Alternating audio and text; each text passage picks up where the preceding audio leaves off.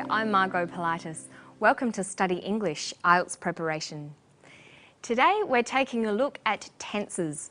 We'll focus on the present perfect and simple past tenses, and we'll hear examples of each. Then we'll practice using some adverbs of time.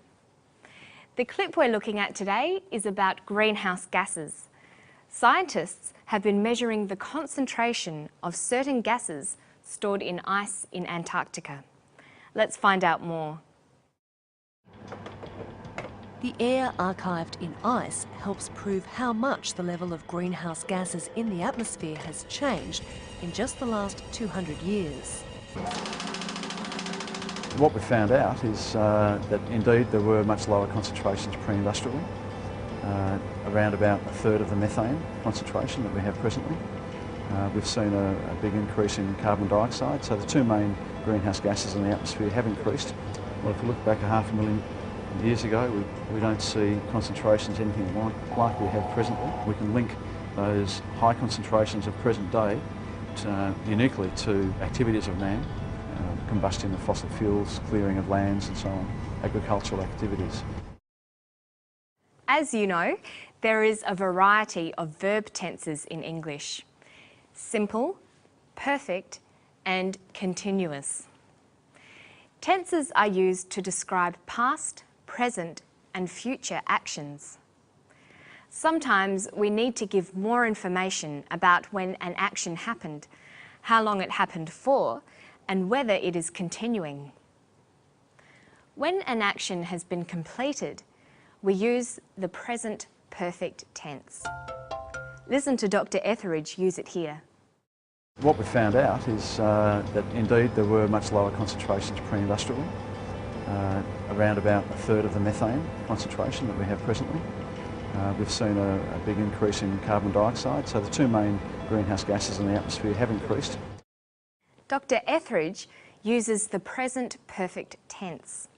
He says, "We've found out." He's talking about an action that has been completed. He also says, "We've seen," and greenhouse gases have increased. These actions started sometime in the past, but have now been completed.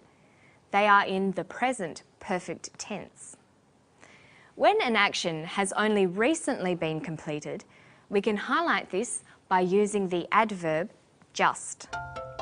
Listen to the reporter. The air archived in ice helps prove how much the level of greenhouse gases in the atmosphere has changed in just the last 200 years. She says that the level of greenhouse gases has changed in just the last 200 years. By using the word just, she is telling us that 200 years isn't very long in geological time. It's only just happened. She's also using the present perfect tense. Let's have a look at how we structure the present perfect tense. We use the auxiliary verb to have and a past participle. So here's our auxiliary verb, to have. I have, you have, she has, we have, they have. And then a past participle. For example, changed, found out, seen, increased, or helped. So we have, I have changed, you have found out, she has seen, we have increased, they have helped.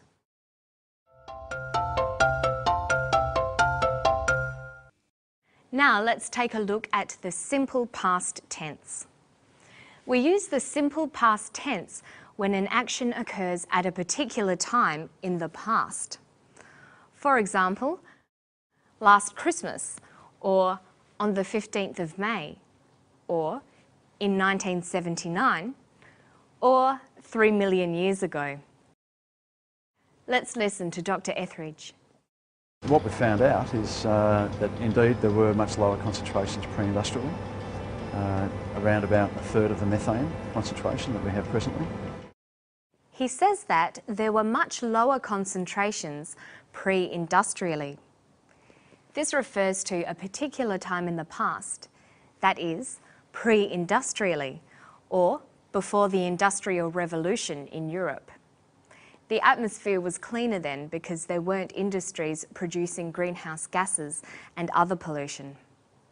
So the simple past tense describes an action that occurred at a specific time in the past.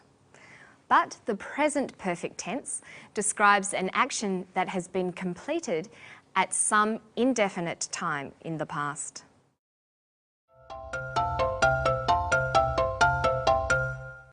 We've already seen how the reporter uses the adverb just.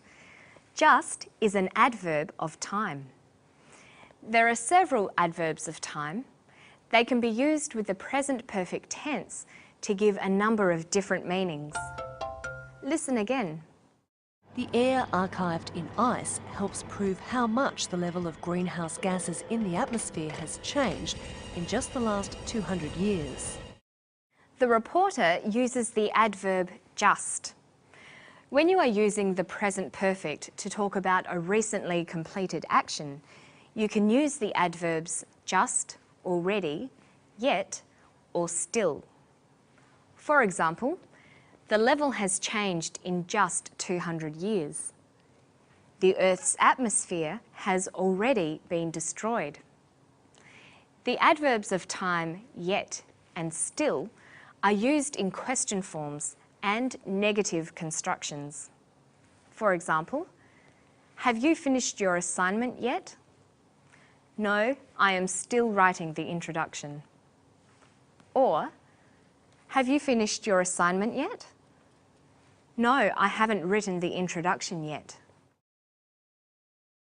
When we're using the present perfect tense to talk about an action that took place at some indefinite time in the past, we can use the adverbs of time ever and never. Ever is often used in questions. It means, has the thing been done at any time in the past? Some examples are, have you ever been to China? No, I've never been there.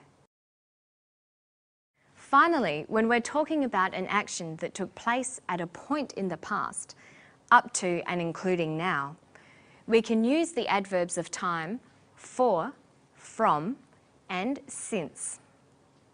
For example, I have been at this school for 3 months since March.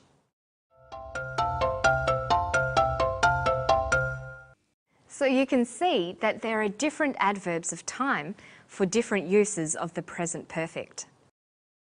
The present perfect is a difficult tense to learn. It's used in statements about actions that began in the past and are still true now. But it can take a lot of practice to get right. Using adverbs of time can be useful because they help to clarify the precise use of the tense. Practice using adverbs of time and you'll find making the right choice becomes much easier. And that's all for Study English today. Let's review what we've done. We've looked at the simple past tense and the present perfect tense. And then we talked about using adverbs of time in these present perfect constructions. Don't forget that you'll find more on these topics on our website. It's at abcasiapacific.com/study English. You'll find all the Study English stories, transcripts, study notes and much more. And I'll see you next time. Bye-bye.